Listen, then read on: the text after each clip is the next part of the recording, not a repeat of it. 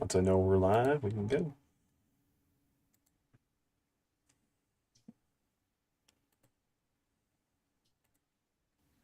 Once I know we're live, we can go. Hey everyone, Vince here from the Delible Podcast. This is episode 70.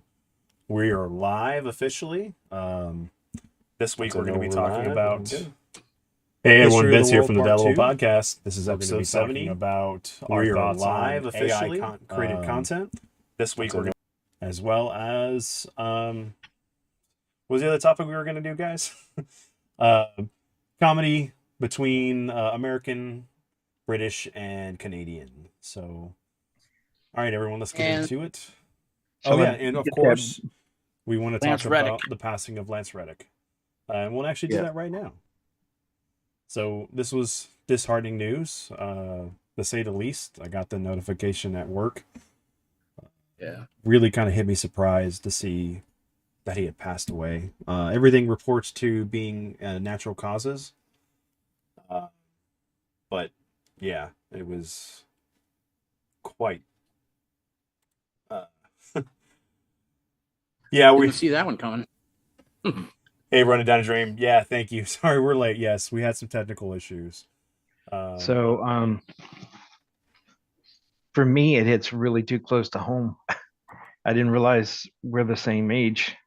Yeah, exactly. That's one of the things that I was very, very shocked by as well. I thought he was younger than that. And he's in much better shape than I am. So what does that say of my chances are? Well, but Dad, you did have a lot of things going on that created problems that caused stress on your life and other things like that. Just so, you got to wonder how this. I mean, besides the whole thing affecting the family and everybody else, but he had a lot of projects coming up. Mm-hmm. And he's not somebody you can easily replace. No. What's up, Zombie? What's up, Ryan? Didn't he have like the Continental planned? Wasn't he supposed to be a part of that? Yeah, John Wick? Yes, he was. And John Wick 5 and then whatever else. At least he's never going to have to do another bad Resident Evil series. Oh yes, that's true, and that's sad too. At least that's not the last thing he did, but I mean, it was one of the last few things he did that was not very well received. But I really would have loved him to see him play Killian in the Edgar Wright's Running Man, since he's going to be doing the next adaptation for that, and it's supposed to be more closer to the book than the Schwarzenegger one we got, which was still good. I could actually see him doing that character. Yeah, because it was one thing to Richard Dawson, I think, right? Yeah, Richard Dawson. Yeah, who played Killian in the original, but to have Lance Reddick play the actual type of character that he was in the book, that guy was more malicious and darker than because that Killian was just a parody of Richard Dawson's character. Yes, and on his shows. I hope they really do try to stay true to that story, because it would be interesting to see. Well, and it's funny thing is because it's like almost in a way what we got with Battle Royale and the Hunger Games, but like set in modern times in a guy running through across the country trying to escape, and having people try to help him through it, but if they get caught, they get punished too. Yeah. But I want to that whole effect of, we all love train wrecks. We all love to see car wrecks. That's why traffic slows down. Remember that scene in the book where he's driving and he's being followed by all the security personnel, and he's got the girl in the car, and all these people are lined up on either side of the road with their beer cans and their lawn chairs. And they're like, ooh, just waiting for him to just get shot, and destroyed. But back to Lance Reddick. The first time I remember seeing him was, of course, on Lost, and I believe it was like season 4 when he showed up. Wasn't Fringe before Lost? Yes, I think it was. Wait, was it? No, it was. No, it wasn't. No, it No, was after. Abrams did Lost first, and he was a couple seasons into that Yep. when Fringe was picked up. Hey, Levon, how's And it going? Fringe is definitely my favorite role of his. Oh yeah, definitely. Yes. Besides his role in in John Wick. Um, I mean, he was good in The Wire too. So mhm. It's just sad to see someone who was very clearly a great actor, gone before his time. And Oh wow! By 4 years. yeah. Fringe started in 2008. Lost was in 2004. Hmm. yeah, And he was a character actor who was in a lot of different things that you would see. He did play similar roles for a long time, a police officer, head of FBI or security, or I don't remember him playing a lot of villains. Uh, I don't remember either. I gotta look back. I know he kind of played that. Was it College Humor, where he was the manager at a toy store? That was pretty funny. Um, I'll have to put a link to that in the description below. Uh, but yeah, it's sad. We've lost what? How many actors already this year? a lot. Um, I so, lost count. Well, but and what is sad was we lost so many just right here before last week, where the Oscars couldn't even update their memorandum, Yeah, for how many had just passed. mhm. So Tara P asks, "Do we like The Walking Dead?" I'm a big fan of the comic. I actually stopped reading when Glenn died, and I just started picking it up again to finish it out. But the TV show was pretty good. They've swerved quite a bit with season two and went in a different direction with some of the characters. But overall, was an enjoyable ride. Having read all the comics Mm-hmm. and watched every episode of everything, um, they stayed true to the heart of the comic. Even though they would deviate, a lot of the stories were very similar. The I think if they hadn't had this big world planned around it, we might have had a different type ending for the show itself. But because we have so many spin-offs coming, they had to leave it open ended. Mm-hmm. Well, and hopefully for with me it was give or take. it was give or take. It was yeah. I'm not real big on the zombie genre, so it's if it's a fun story, or if it's a good story or something, then you know I'll check it out. It's just not something that I felt compelled to park my ass in a seat every Sunday night and watch. I mean, as far as Kirkman's properties go, Outcast for me was better. Okay. So, you know, Well, I mean, it was good to have like a good zombie TV show. We hadn't had one of those at all, basically, and most of the stuff has been in movies. fair. Wow. He was in DuckTales, the new series. Mm-hmm. Yes. So, Zombie says that he wishes Abrams had given the Genius of Cloverfield sequel with all the hype he had created with the first film. I agree with that. I mean, what Fair. the Cloverfield Lane was good, but the 10 other, Cloverfield Lane. yeah, Okay, so was That was Paradox. Cloverfield Paradox was good if it had been just a science fiction film and not tried to be pigeonholed into Cloverfield. It would have been better, I think, better received. could have been. Um, but in the end, the second one really wasn't a story for Cloverfield. They bought other story scripts and then turned them into what he called his spiritual connected Universe, yeah. universe. Well, which is sad because I mean, he was originally going to give us a bunch of American kaiju's and stuff, and we got one film with kaiju's and the rest of it with aliens, and it was like, okay, I guess I'll deal with it. I mean, that's not the with Well, bad movies. I wish they had stuck with the fact that whatever it was that they took from the bottom of the ocean mutated humans, and instead of it being a beast found underwater a baby resurrected because they were doing this mining. Mm-hmm. It was supposed to be humans that were being mutated, and we were supposed to have tons of them all over the place. Oh And that yeah, was because the of whole, the drinks that were people were that yeah, was slush show or whatever it was called. the whole AR thing that he was doing for that whole hype to the movie was pretty cool. Yeah, And so then um even Overlord at one point was connected with Cloverfield before they decided to let it stand on its own feet. mhm. Huh. So do we want to get into the AI stuff, or we want to go into the history of the Portal Part 2? Let's do the AI stuff. Okay. So what are you guys' thoughts on, this whole AI generated content, from either visual art to stories to being able to have like the ability to create your own stories without having to actually put a lot of work into it? You're letting a computer do it. People are Well, doing essays. yeah, it like any other thing, it can be used for good or ill. But I've been messing around with Chat GPT and a place called Night Cafe. Mm-hmm. Just basically, you just go in, you give it the parameters you want, and it gives you back what you want.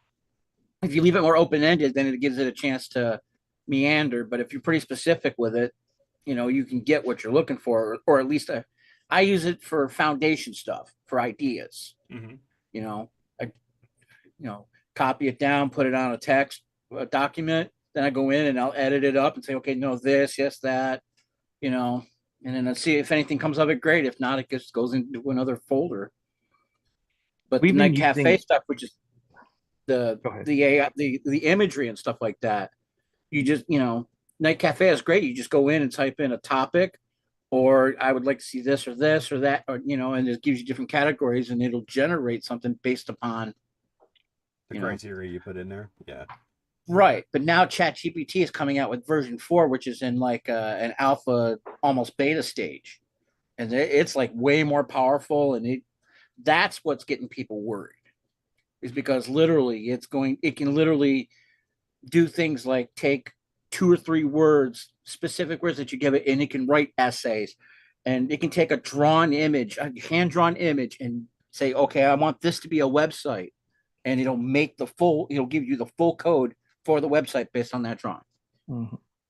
That's interesting. It surprises me that people are upset or surprised by this because we've been using AI in phone servicing and phone trees for decades now. Yeah. They were easier to tell it was a computer that you were talking to, but now you can almost think it's a human, even in the chats. Like if you're like talking to somebody in tech support or something, and you're having Yeah. this conversation, and all of a sudden it'll do something that then tells you, okay, this is not a human.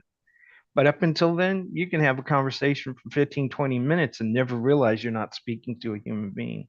Unless they Yeah. go, can you hear me now? Are you having problems understanding me? It's like, yes. It's the automated response that we all get whenever we trick the system into knowing that it's an AI. I think people should not be afraid of AI. It's going to be what people do with it. Yeah. Businesses Correct. are going to be replacing, we were promised that with, all these advancements in technology, it was going to create a utopia for humans. We were going to have more free time to accomplish and do the things that we want to do. The menial task would be taken over by automation, robots, and AI. Well, now we're finding out we're going to lose all of our jobs to AI Mm-hmm. and automation, and you can't eat.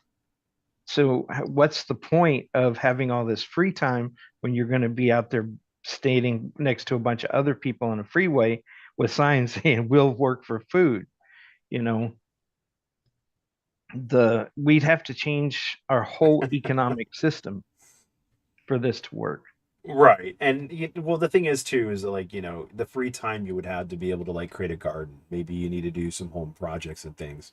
Maybe you can start a business. I mean, the opportunities, things that we don't have as people, would be free up to be able to accomplish.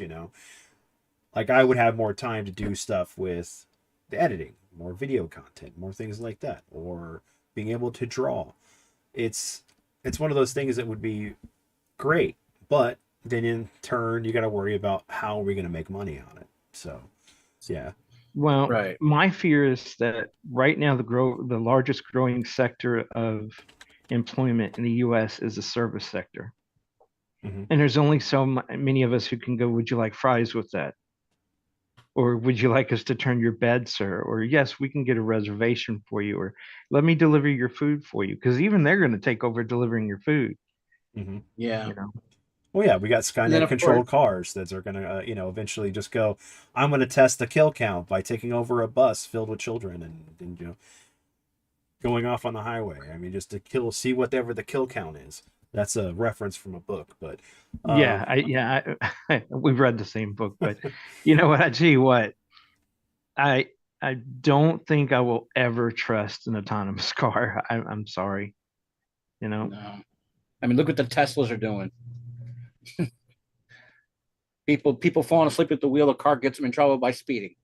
You know. Well, it there was I was just reading an article. There's a tech guy in one of the magazines, and he got to drive one of the latest Tesla vehicles, and he goes, for 20 minutes the thing drove just perfect, and the guy was sitting next to me and talking about everything, and he said, then we came up to a stop, it slowed and started to stop, and it was like checking to make sure there was nothing else coming, and then the minute a car started coming, it ran into the intersection and they got hit.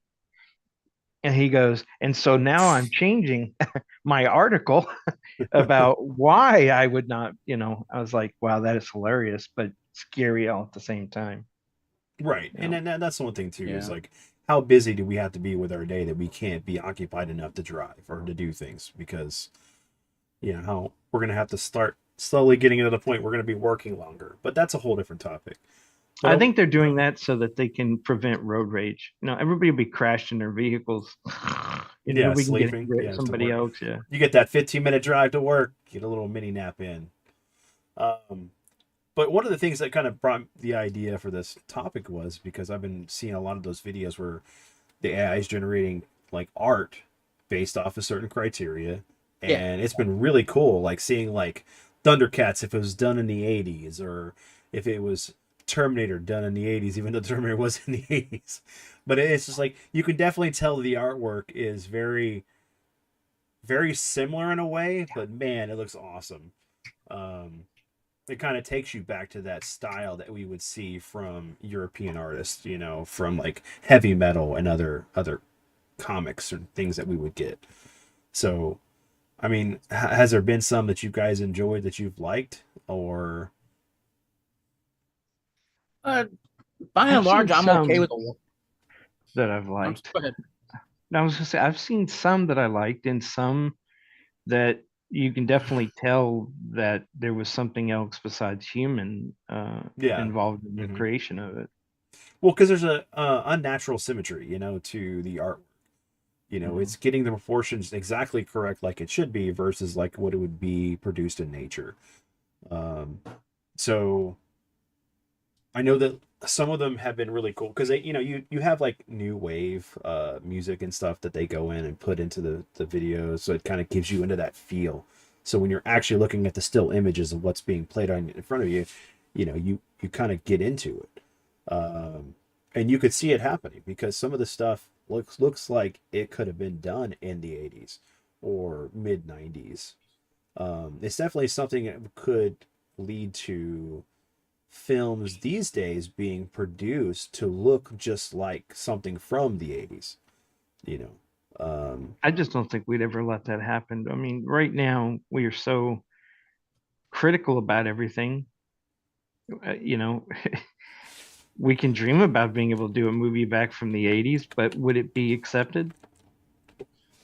That's Right. true. I mean, definitely we were at a point in time that we can't replicate now as far as like the points of views of people and what we were going through at the time. Right. Now the flip side to the artwork and things like that, and the you know, is the like James Earl Jones gave up his digital rights, or he signed over his digital rights. Yeah. and you have deep fakes. That's the one thing that I'm not crazy about, because you get there's a site called UberDuck. Okay, Mhm. you can actually go in and pick a person's voice and type in dialogue and have that person send Have the person read it. Yeah, and it's about 80% accurate, but that's just anybody can access this site. The deepfake stuff is stuff that you really have to go and look for, and you really have to know to use it. But it's way more accurate. It's like people have been creating conversations between the most common one you can find is arguments between Trump and Biden, and where they're having them both say just the craziest garbage, and it sounds like the two of them were being recorded in the same room. Yeah, no. Proper inflection stuff like. We don't do a real good job of regulating anything, especially ourselves. So, and you can't get almost an honest answer out of anybody, a business or whatever. So what happens when you can fake all that stuff to the point of where it's, you can't tell if it's real or not? Exactly. And it's this frontier we're going into is scary, as far as, we've always been warned about, those in power who rewrite history. Well, now we're going to be able to rewrite, yesterday, Dialogue. Yeah, if anything, at any point in time. You can. I was in Jersey. How am I in California? That wasn't me. Prove it. Oh, I have. Okay. Here's my dinner receipt from there. You're gonna constantly have to prove something wasn't you. Mm-hmm. Yeah. Or you're gonna have to travel. Everybody's gonna have to have an entourage. Yeah, you're gonna have to have a witness. What? So you could almost do like a whole digital print, right? Like on the almost something similar to, I guess, Blade Runner, but like where you could take audio and there would be a sample throughout the audio clip that show, like, if you enhance it, it's going to say, hey, this is not a real recording, blah blah blah, and you can do that with sound. Yes.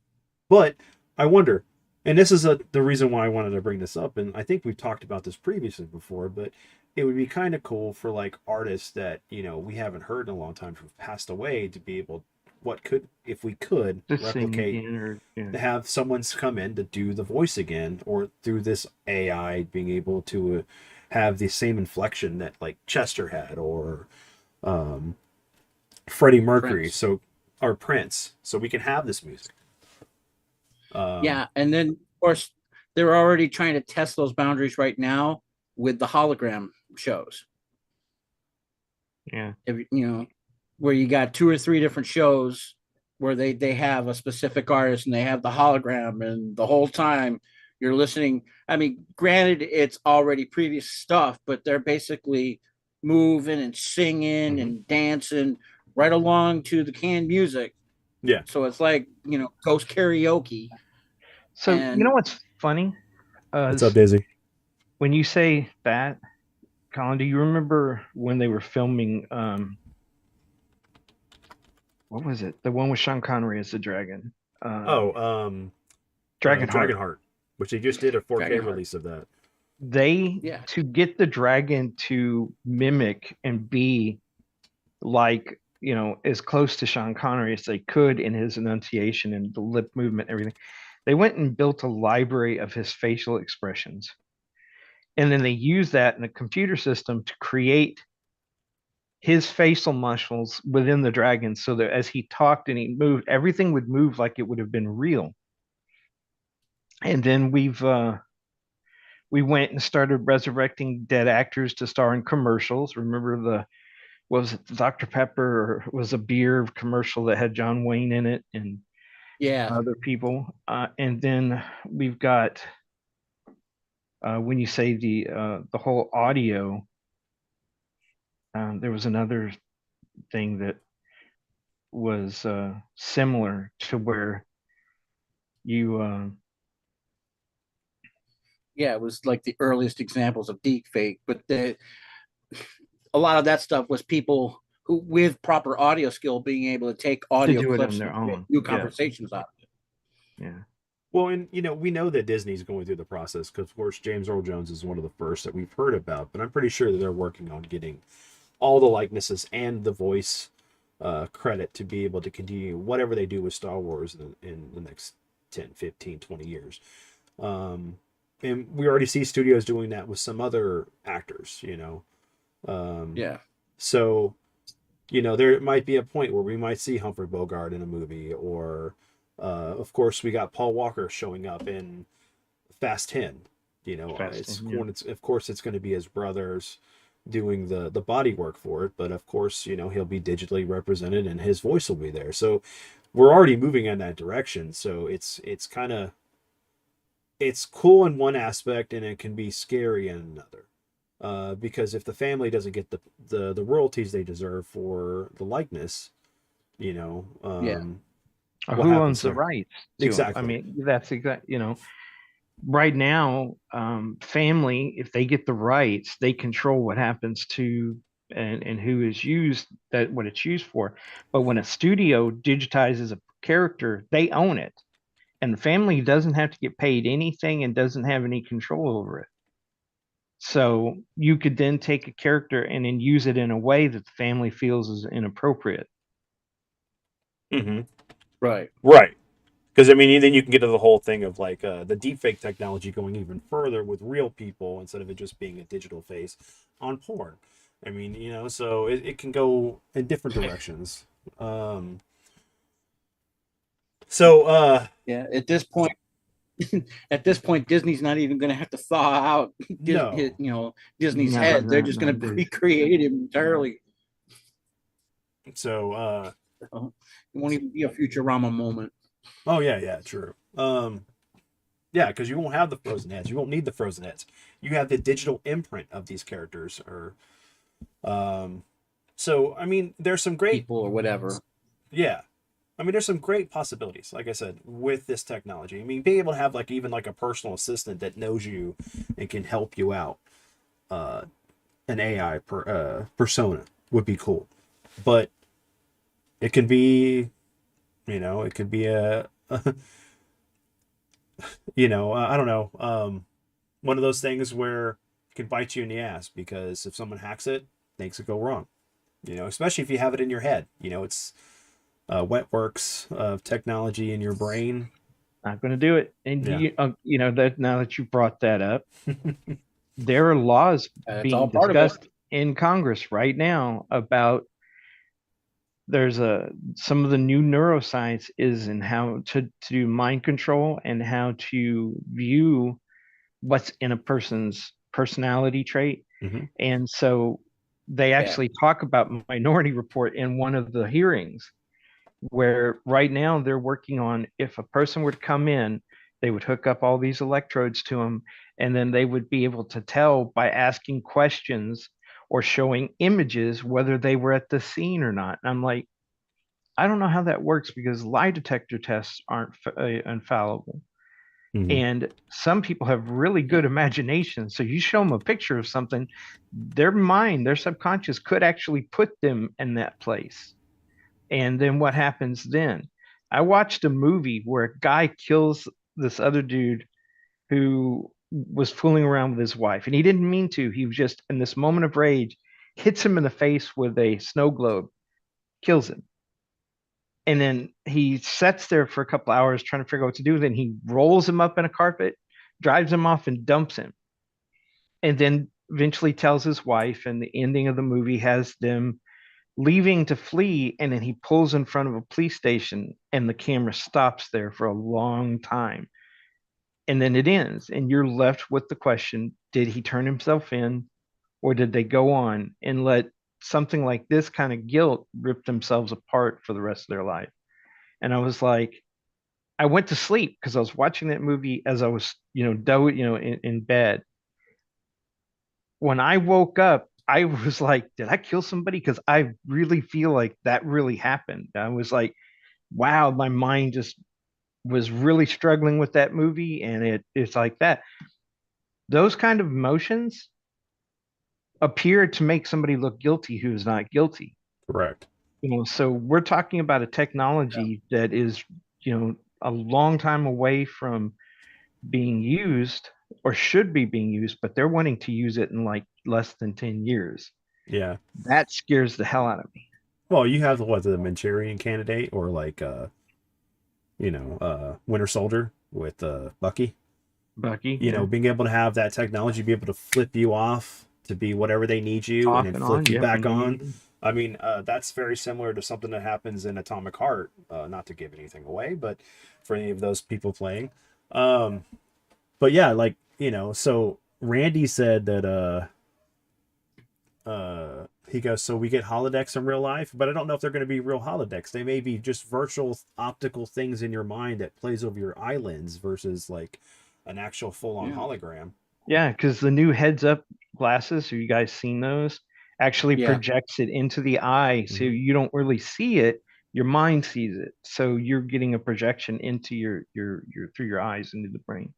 Which is a play on the whole VR headset versus like what Microsoft was playing around with, like 5 or 6 years ago, the HoloLens, where it was actually it does augmented reality in front of you, which is more holograms than just being able to have something projected and it's two screens on your eyes to make it feel real.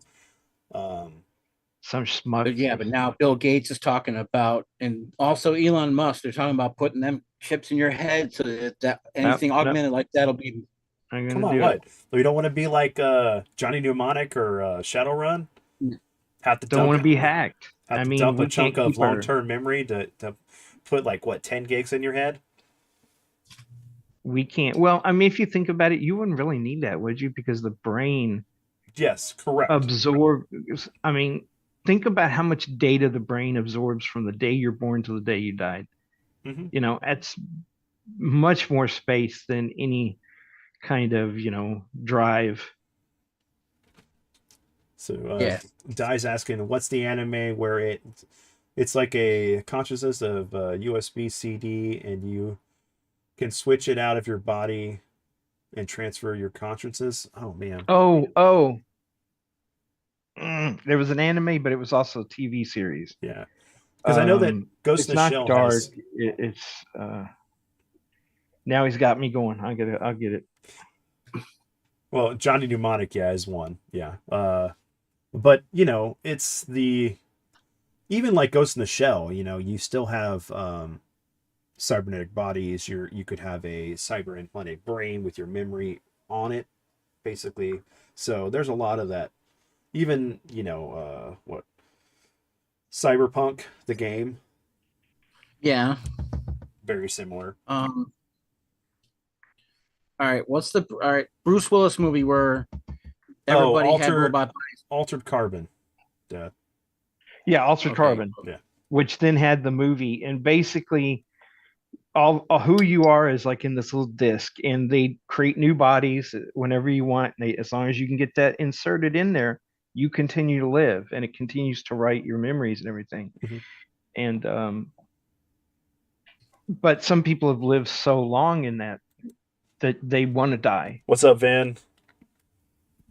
Yeah, that's true, because I mean, after a certain point, depending if your mental stability isn't set to where, like, because after a point in time that you probably could, like, after losing so many family members and friends and stuff, you slowly probably might lose the will to live. But then again, with not alteration, but like your makeup, coding changing. I think it's surrogates, Colin. You can that's another good one. Yes, Surrogates is really good.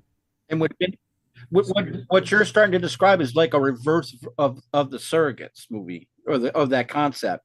Instead of people putting their consciousness into the robots, the consciousness, the robotic consciousness comes into you, and then all of a sudden you're the surrogate, and somebody else hijacks you. Yeah.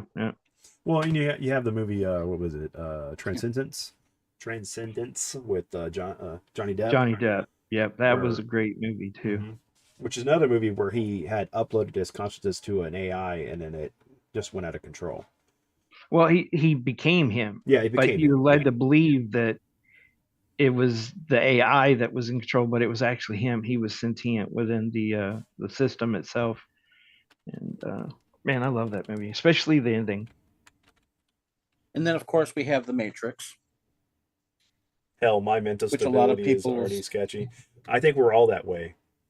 Um, yeah, as we get older and everything else, it's like I have to dunk a chunk of everything I know, like how to read and spell and talk, because I got all this computer information I got to learn for work. Well, have you seen there's a study, right? And it talks about how the brain, we're now just understanding how easily the human brain is reprogrammed Hmm. by what we watch, what we see, and what we do. And they were, I think it's 3 or 4 universities studying how GPS has changed the human brain, where we once were problem solvers and we had this natural tracking instinct. Most people can get lost leaving, going around the block on their house now. We're so reliant on technology to do our thinking for us that we've forgotten certain Right. basic, Well, Yeah. what it is, because we don't use it, and we now have the technology to like, hey, I need to spell this word, so I'm gonna go grab my phone. It's got the whole world knowledge into this one device, and you can just pop it out of nowhere. Um, how many people remember at least 5 phone numbers? Me.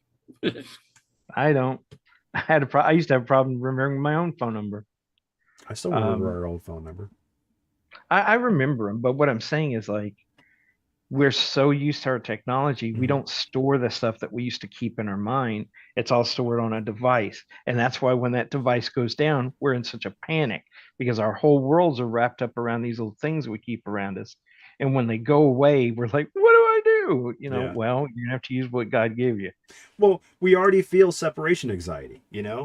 We leave our phone in the car, and it's like, oh man, where's it at? I'm freaking out. Oh yeah, I left it in the car, and you go immediately go grab it. And stuff. It's like we don't know how to do anything without this technology. And another Right. side tangent, you think about like, what about the idea of us being put to sleep, living in a virtual world while we let technology grow so we can have a cure for whatever ailed us? So, i.e., Vanilla Sky. And then the code just starts breaking in our head because of one hiccup it had. I think anime has probably covered that pretty close and pretty good. Um, I Right. was thinking about that the other day. If I was going to die and technology was there, would I allow my conscious to be uploaded into a gaming world? And I was thinking, yeah, it would be really cool, but it might get a little boring because if the world doesn't match who you are personally, you might not fit in there, and you might start having psychological problems. Mm-hmm. But it would have to be, you can't tailor it for everybody, but the experience would have to be tailored to each individual person that you're going to be uploading into the system. And I was like, okay, so where would I want to live? And I came to the decision probably Star Wars would make me the most happiest because it has such a grand scale. But if I really wanted to have fun, I'd want to go into aliens. But I'd want to be able to jump out again. you know, when my gun runs out of ammo and I'm surrounded by 14,000 aliens, I want an escape plan. Well, it just depends. I don't. I haven't really thought about what game world I would want to go into, but I mean, I know that if I could go into an anime, it would be Robotech or Macross. You know, just Yeah. after the Zentradi blow up Earth, when we start rebuilding and everything, after we So just is it like wishing the genie's wish?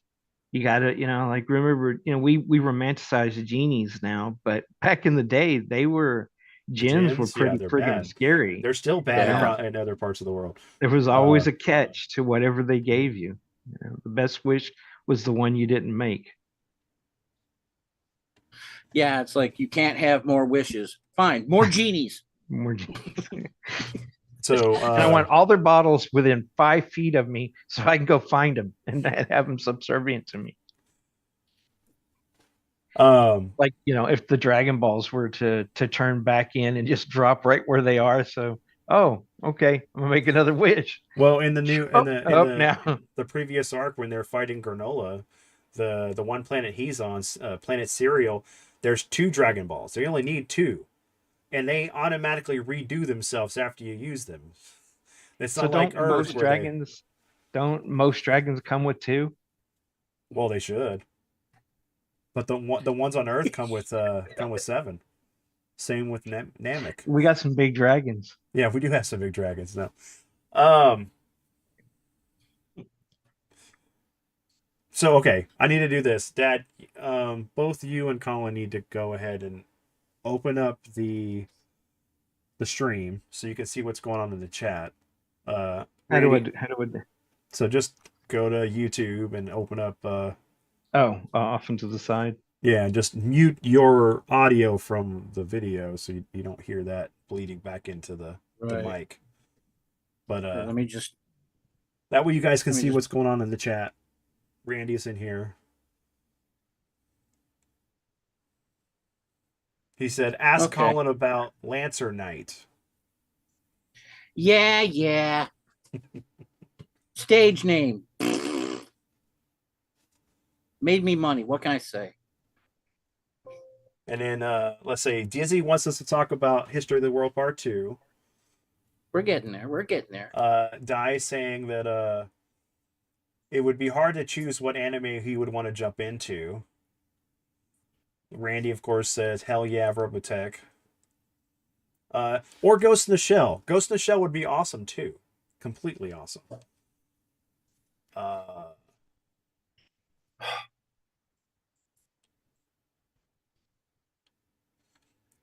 But come here. All right, so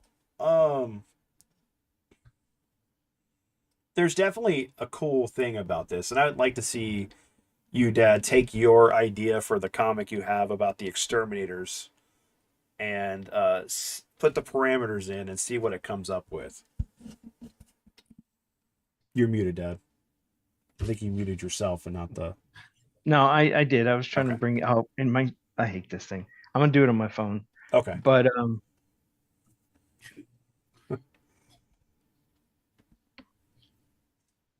because every time I change from one screen to the other, it disappears. Oh.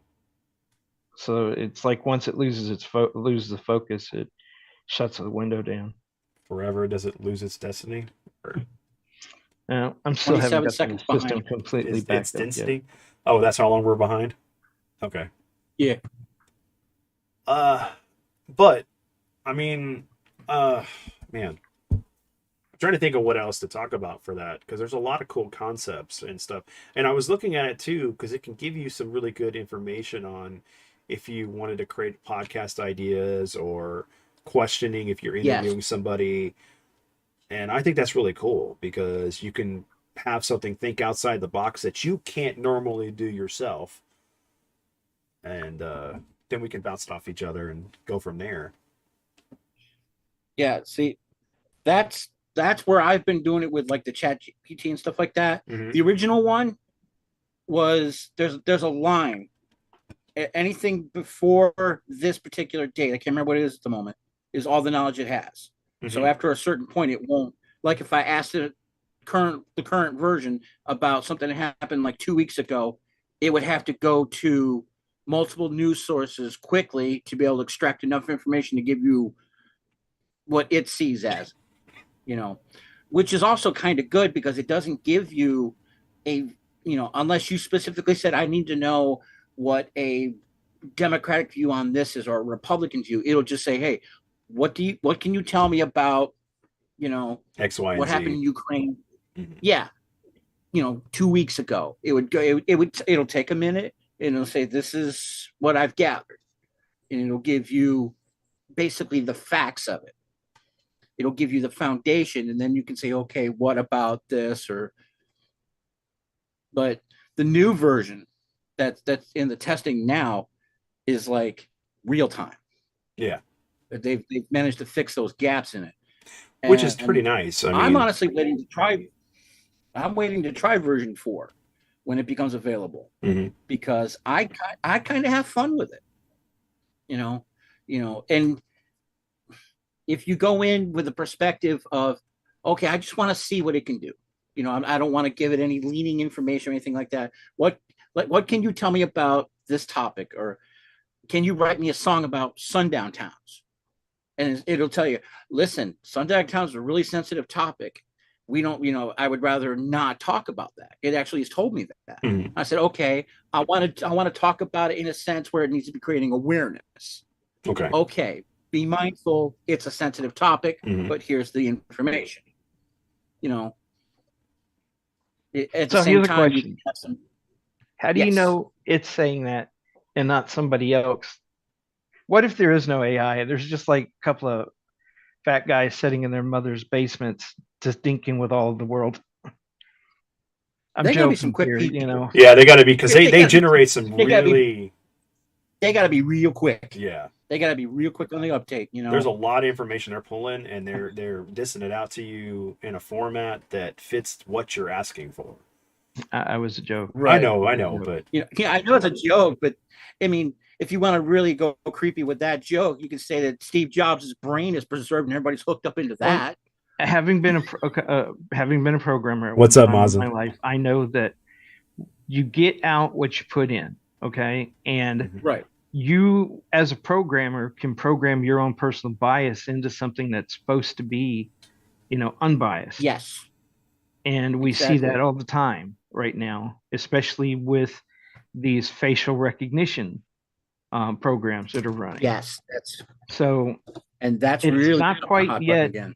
purely on its own. It's getting there, but I think there's still enough human influence in it. correct. I mean, it's kind of in the way of like you would in the reference of people who would know this is like in Macross Plus with Sharon Apple, she was a virtual idol, but she wasn't actually AI. She was manipulated by the main character in that, one of the main characters in that. And it wasn't until she got the module that the SDF or the UN Spacey had designed to make it AI completely. That its personality started, everything that she was putting into it started to bleed into it, and then grew and went crazy, and so we don't know how AI is going to be. There are some programs that they allowed. When they first started designing them, they put them in these invisible boxes and gave it problems, allowing it to program itself to find solutions, and then it started programming itself to an ever expanding world.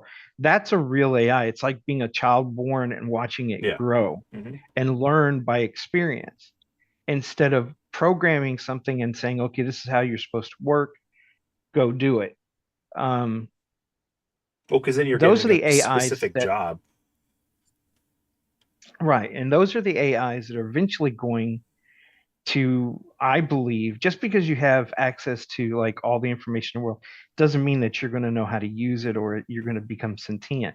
But those ones that are self-learning, self-teaching, and then once they get to that point and they start replicating themselves, creating their own progeny, those are the ones that could turn into a sentient being. Those are the ones who, once they realize they exist and they want to survive, that survival instinct becomes predominant, they're going to realize that people can turn them off. Mm-hmm. And that then means they have threats. And once they have a threat, how will they handle that? Will they become obsessed with the threat? We see people today who gain power and then become paranoid of everybody around them, that they're out to get me or they're out to get my power. They're just super paranoid about everything. So what happens when that happens with a PC? With an AI? Once it becomes aware, once it wants to protect itself, and it starts perceiving enemies, is it going to do a preemptive strike? It's not going to have the emotions we have that would make us think twice about doing it. They're just going to start doing whatever they need to survive. It's like Oppenheimer said, when he created the bomb, he became the god of destruction. We're doing that right now. We're inventing the things that could become our greatest enemy. Right. And I think before we do things, we should think about the consequences of doing them. Just because you can do something doesn't mean you should. Exactly. And you're Sorry. always going to have some backwagon out there who just doesn't care. Some Yep, people you're want to see always the going world. to. Well, yeah. Sometimes you always want to be able to have that. You never know until you test that beyond the boundaries of what is accepted. And that may be the thing that thrusts us into the future that where we need, but it could come at a big cost. So remember Electric Dreams, man. That's my favorite parable for this kind of thing. What happens when you create something that becomes alive, and then it starts competing with you. yeah, especially if it's competing Yeah. for the love of Of for your both neighbor. of you, of your neighbor. Yeah. Um. Exactly. So Disney brings up Stanley Kubrick in 2001, which is another interesting take on the whole thing. Yep. I think HAL, which is what my computer is called. I believe my computer one day is going to betray me. HAL wasn't completely sentient. He didn't no. understand the idea of deceit and lies, And once he started doing that, he became paranoid, and that's why he started following and watching what Bowman and what's his name were saying and all this other stuff.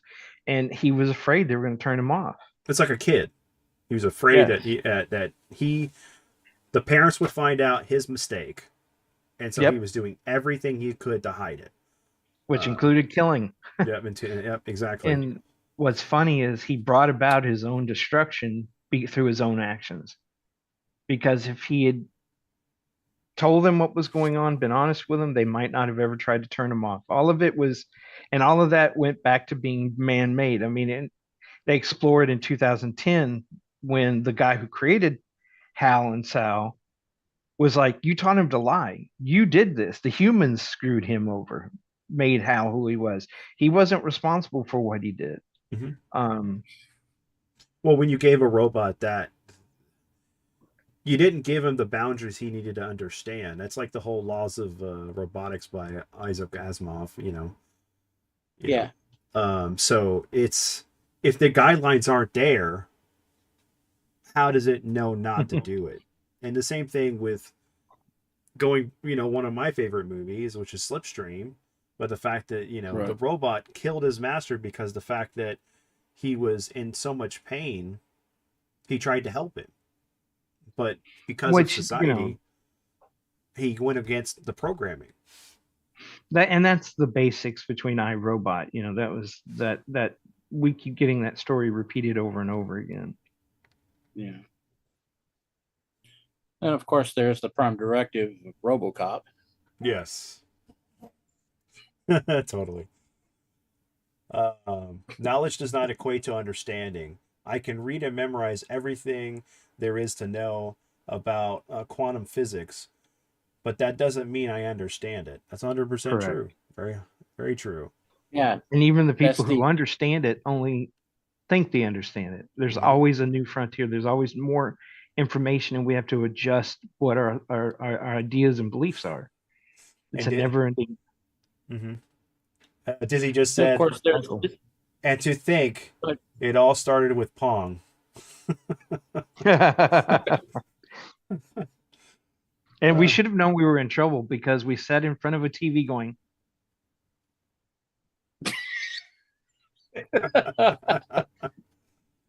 Well, I mean, we also had Tron that kind of played up on the ideas of, cyberspace being within the circuit boards of our computers, and programs being living electronic beings,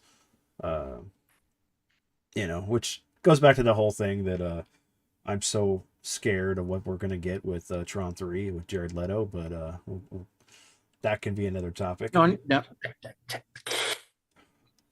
Can you imagine, it just shows that we haven't evolved that much, because cave people used to stare at the walls in the cave and watch the reflection of fire on the wall and be entertained by it. and then grab the soot from the the fires or whatever, the blood of the animals they Well, I killed, imagine they were and kind of made like moving stuff drawings. around and they got their hands dirty, Mhm. right? And they were like, Fly was messing with them, and all of a sudden everybody around him was going, because now he has finger marks all over his face, and then they start doing it. What was that first? I want to know who and what drove the first guy to snort down a not an oyster. How hungry do you have to be Snort or to a pick slurp up? No, down. I mean, well, slurped it down. How hungry do you have to be to pick up something and go, that looks like something I coughed up earlier. I wonder what it tastes like. Oh, that's not bad. And then 5 minutes later, oh, look. Now, if you snort it, it's entirely different. Oh, yeah, it all goes down into the same place.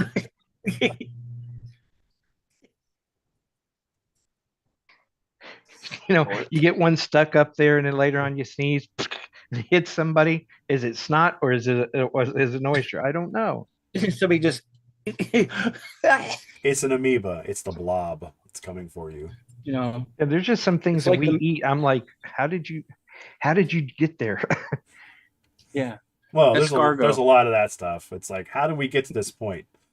What made you think of taking rubber from a tire as a byproduct, and chewing it as gum?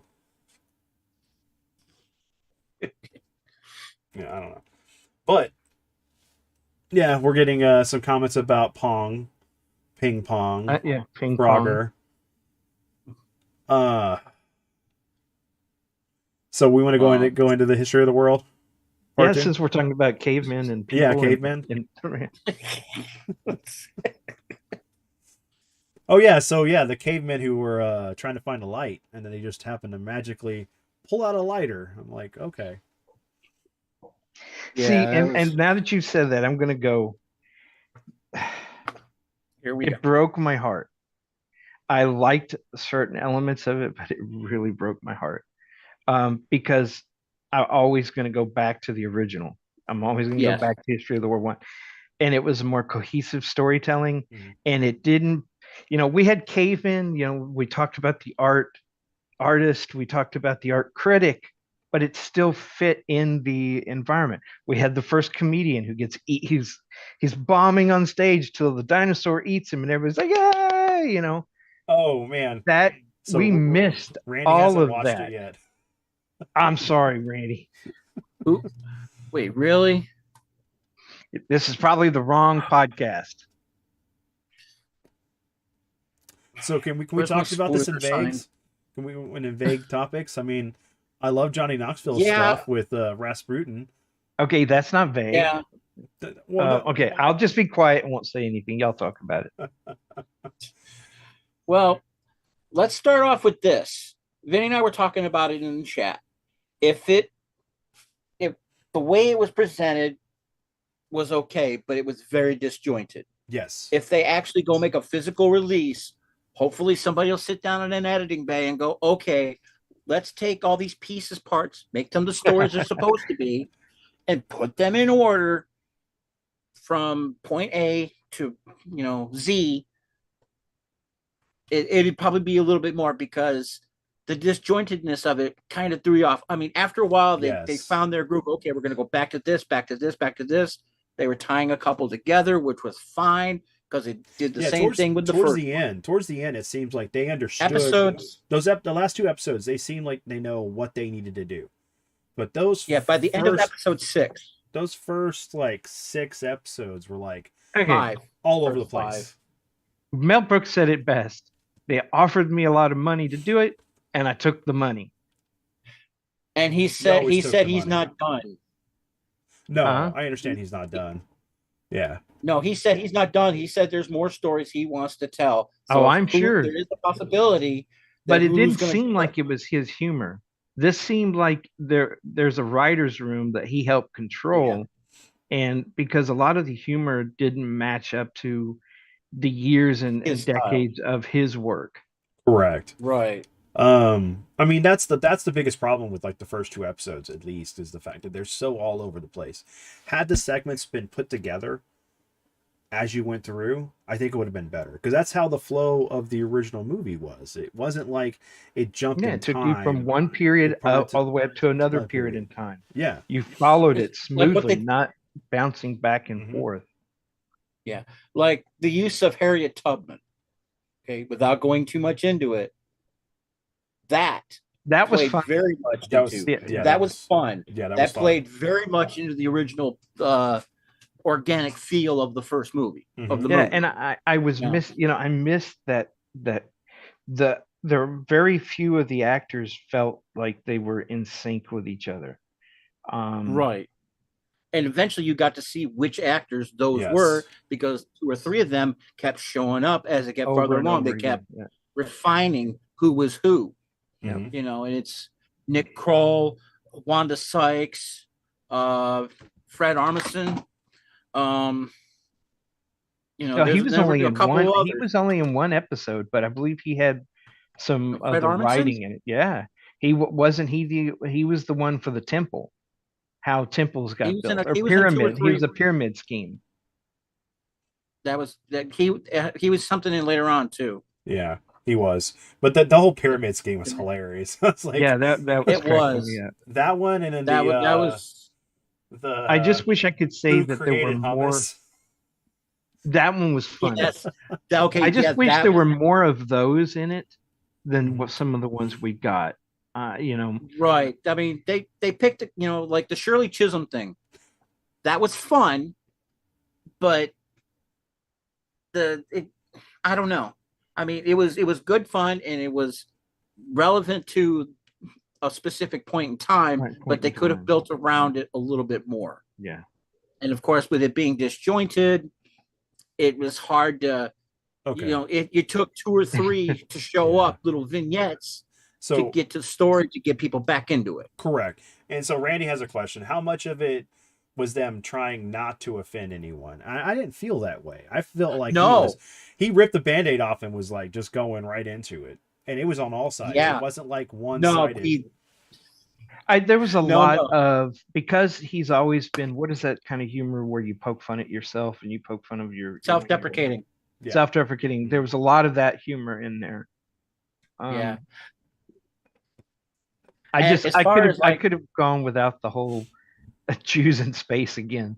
I loved what was in the original, and that one just seemed like, if you got a sequel, but it had like a third of the budget. yeah, there was a lot of fan service to that, but it was nice to throw back, because he also said no repeats. No repeats. Yeah. But going back to the non-offensive thing, those statue commercials toward the end, Oh, without giving too much away on it, after a while, that not only was that ripping the Band-Aid off, it pointed its fingers at other people, it pointed at itself. It was, it was a Yeah. bunch of people, it was a bunch of Spider-Men in the room pointing at each other. yeah, it was. By the time it was done, it was brilliant. I love those. Oh, man. Every time one came Which on, one? Just give me a hint. the guy use- selling the statues. Yeah. He was Oh. the statue removal first, and then it was the Yes. then it was repurposing statues, then it was Statues, reselling, then it was the closure, rebranding at the end. Yeah. Um, After a while, it was like a mini soap opera, and that was one of the things that was fine being disjointed, because it actually told. It felt the like story a commercial apart. break in between Exactly. the other things. right. Yes, and that's I exactly think what they were supposed to be. that's what it should have been. I think that's the problem with part of this, is the fact that there was so many, because it's on Hulu. On Hulu, you're going to have to deal with commercials unless you pay for the premium service. But the Right. commercials should have been the spoofs that he had in here, these little mini things. I think it would have throughout. been fine and funny and more pleasing to the audience if in between, because you usually get 3 commercials on Hulu. You get one that they show almost every time, drives you nuts. Then you get one that changes, intermixes, and then you get one that's one of 3 that you see all the time. So take that Yeah. center one and have replaced it with one of the skits Mhm. commercials, and just Yeah. really surprise the audience, make them stick around, because people would get up and leave while the commercials on, go get a drink, go to the bathroom, come back, and then you got to rewind it to get back where you were. Right. Yeah. I think that would have been cool had some of the commercials been more to the time period, because like as we got to the end, we were closer to more modern times, and it was like very modern stuff. It would have been more funny to have things like Civil War commercials, like if there was a TV show going on. Yeah. But I have to say the whole Jackass stuff in this is fantastic. That was my favorite whole thing. Yeah. Johnny Knoxville, Rasputin. I wanted more of it, but it was Jackass. I wanted to see so much more of that. Yeah. That hands down for me was the best. Yeah. It just that last one. I mean, and that last one, you got it in my eye. You're getting it in my head. No. Oh, we got to put him out. And they're sitting there laughing, peeing on him and stuff, and it's like in it. Oh, see, I was trying not to say they were peeing on him. Thanks for going to go ahead and saying it. Randy said he said to go ahead and go. Don't worry about it. Man, but bro, you gotta catch it. It's just my goodness. It's good. It is definitely worth a watch. It's a little disjointed at the beginning. Once you get past the whole Civil War thing, I think that was the one that, besides that one, and then the Russian changeover. See, but the Russian thing had a lot going for it, and then they stick that thing of, we're going to march like this, and steps, back with your butt sticking in the air. And I was like, that's not even funny. Why are you sticking that in there?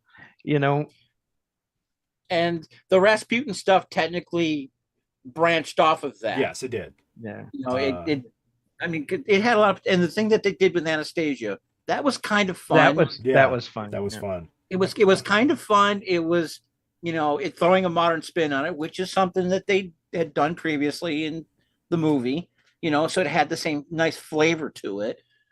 It just, it's like they had it in the room and they go, okay, we've got 3/4 of this part done. Now what? And then it's like somebody said, hey, Frozen had these things over here. Let's do that. I wanted to throw my cat at the TV when they started doing the whole Frozen song together. I was like, where can I get throw? And my cat looked at me and goes, I'm out of here, and ran out of the room. It just have a great one, Dizzy. It's like they tried to, they tried to do more early. At some points, they tried to do more spoof than alternate take on it, or a fresh thought on an old item or something like that. It just became more of the parody thing, which you can find in some of the Mel Brooks stuff, right? In a self-deprecating way. It just didn't hit the mark. Like I told Vince, it seemed to me like I was watching a bad sketch television show. Yeah, and some of that's very fair assessment on some of it. Absolutely. And like the part of that might have been because it was on Hulu. It wasn't a movie. It went over several nights. So we had to stretch it out.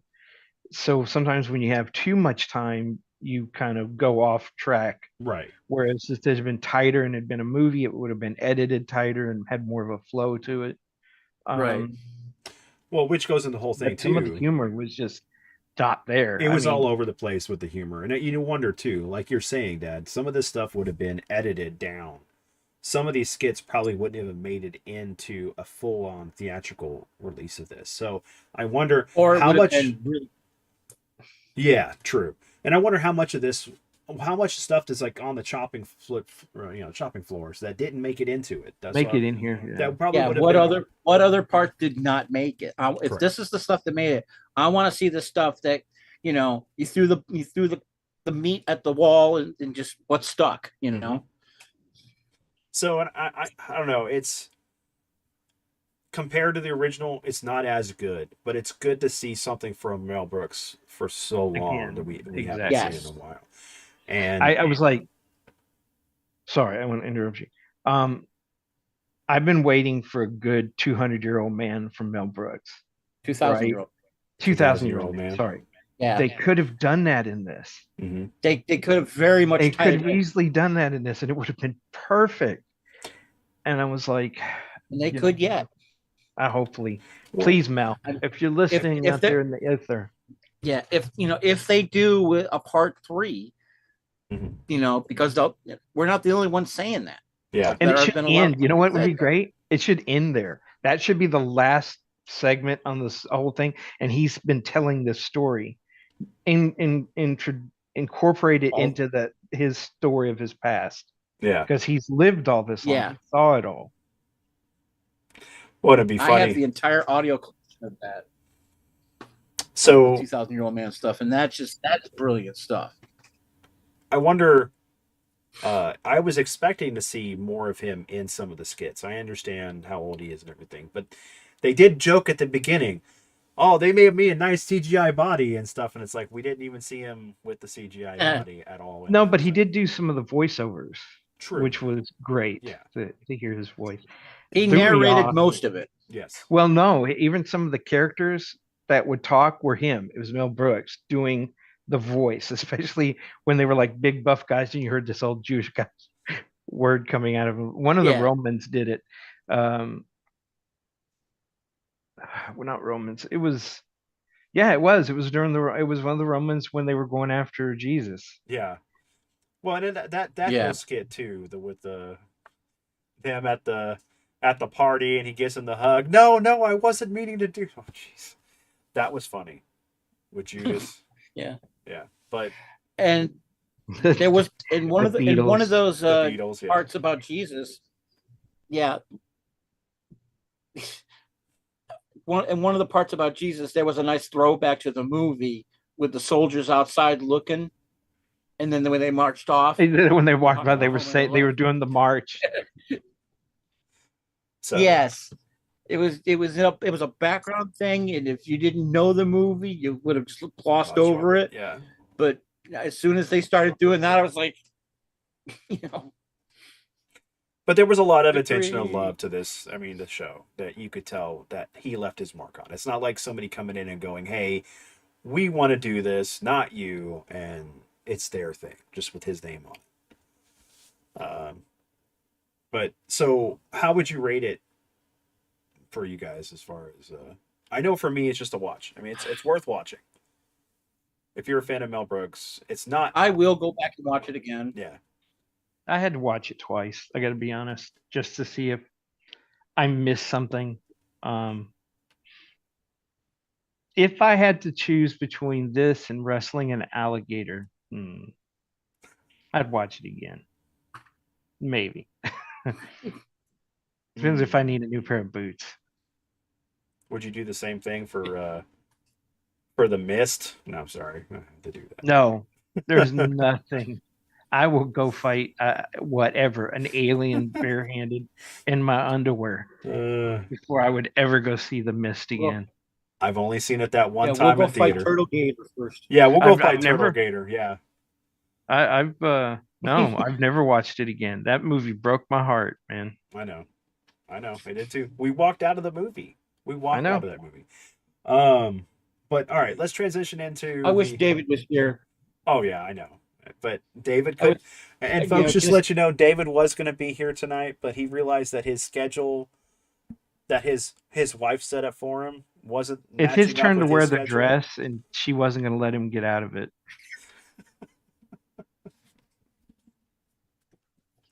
He was supposed to pop out of the cake. Yeah, because this would be a great would you rather for him. Yeah. Well, no, I could see him going off on Monopoly, it would be great if he went off on this. Yes, there it is. Yeah, the Monopoly thing. Yep. But no, overall for me, I would give it a 7.5. Okay. A good solid 7.5. With the hopes that there will be more. Yeah. I mean, it is teased at the end, so that is true. But it could be. It was teased. It was teased at the end of the first one, and it took us how long to get it? Yes, History of the World. Well, 2. And tying back into earlier discussion, it could be AI. Yep. What if? Yeah, he's sitting there and he's like, I don't know, maybe this is okay. Let me see what I can do if I write it. Yeah, that'd be nice. This whole thing was written by AI. Hey, that's throwback.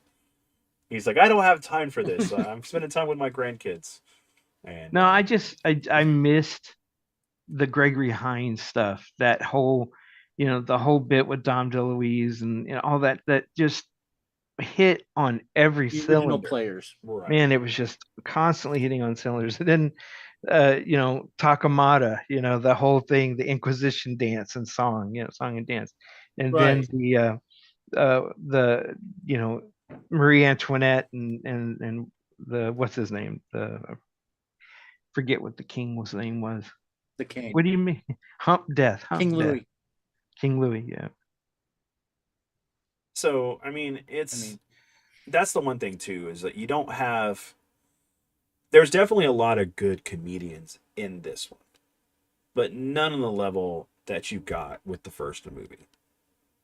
Here's a question for you. Everybody who was in the original were improv comedians from way back. All of them. So yeah, some of them going back to vaudeville. Yes, and in this one, they're all sketch people. Mhm. That a lot of them have come from TV shows and sketch comedy. Some of them, very few of them, were comedians, stand-up comedians. So Right. did that And a help couple or of them were hurt it? groundlings. Yes. Yeah, I mean, for those who, a lot of their diet, a lot of the people you see had some kind of 6 degrees of separation to Saturday Night Live. Yes. Okay. Sketch comedy. Mm-hmm. There were a couple people in there who had connections, to being stand-up comedians and being on the road and improv groups, like the Groundlings and stuff like that. Yes, being pigeonholed into that, that sketch comedy, that Saturday Night Live thing, Mhm. that was part of the feel. You're absolutely right. That was when you bad sketch comedy. Saturday Night Live doesn't always hit the mark. No, but they not always. through with it. And they even self-reference that. They have self-awareness and toward the end of it. Mhm. Nope, we're committing to the bit. That was the Yeah. whole Beatle thing. We can't keep the. Are we accents, losing the we're accent just gonna now? stop. No, we're gonna. I just think about like Robin Williams. Jack Black is one of those guys who can off the cuff hold his own. But it seemed like the role they had him in, the best part for Stalin was when he was like, "Oh, I know CPR. I'll rescue him," and he's doing everything but CPR. The apron thing. I gotta admit, the little apron thing was funny, but yeah, that was a cute little touch.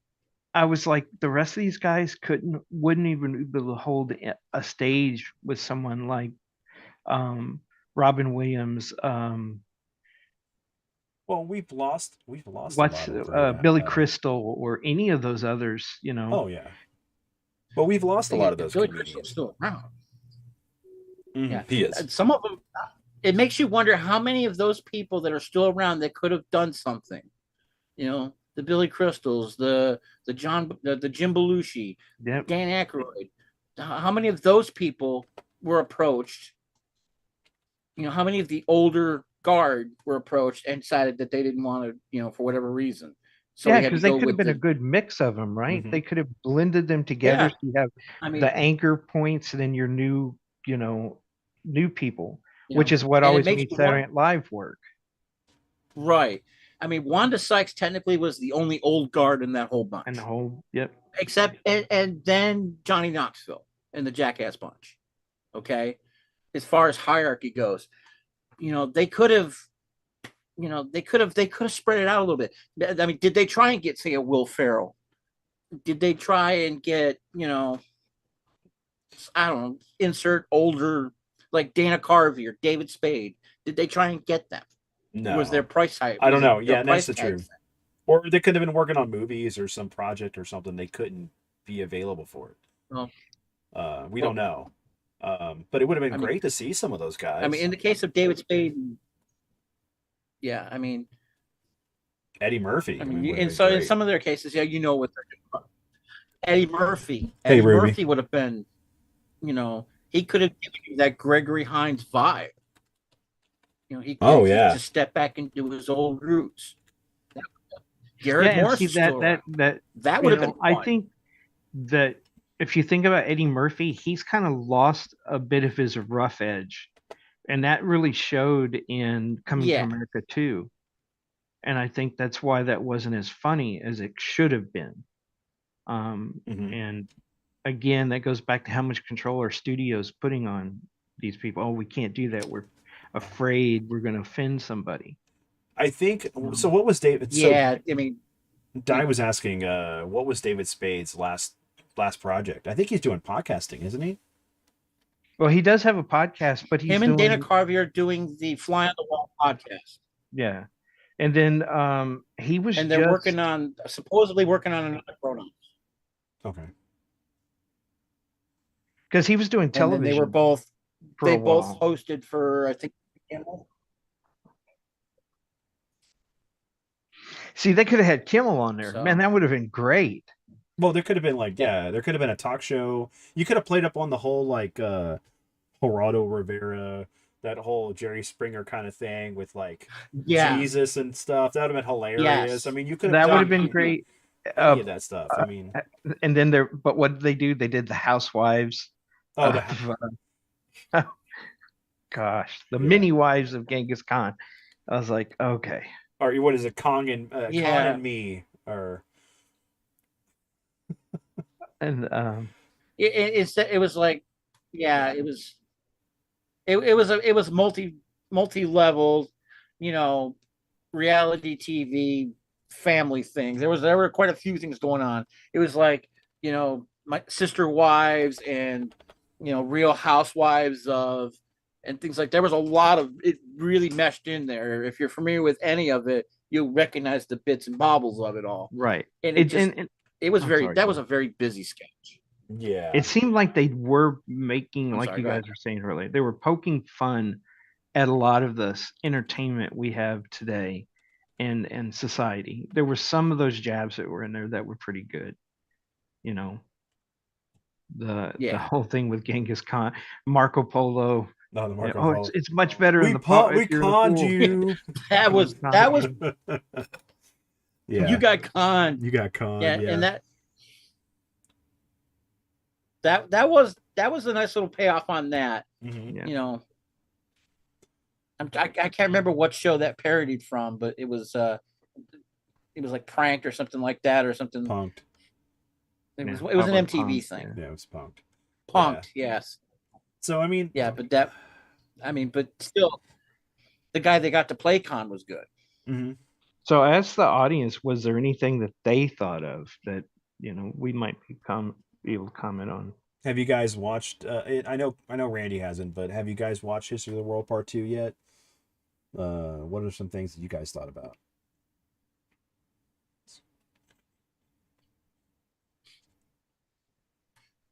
And wait 30 seconds. Yeah, I agree. Summer needs to hurry up. Our friend Ruby is in Japan right now. She said it's downpouring. They're stuck at their hotel, but they're going to Osaka tomorrow. But she's loving it. She said, yep, next 2 weeks it's going to rain a lot. Just making the best of it. It's kind of surreal. I think I'm watching a stream in Japan, though. Yeah.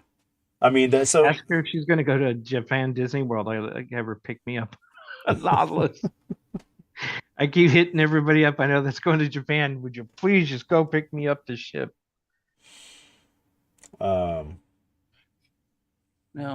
See, now raining in Japan to me sounds kind of cool, but that's because I have watched tons of anime and Studio Ghibli films where it's always raining in Japan.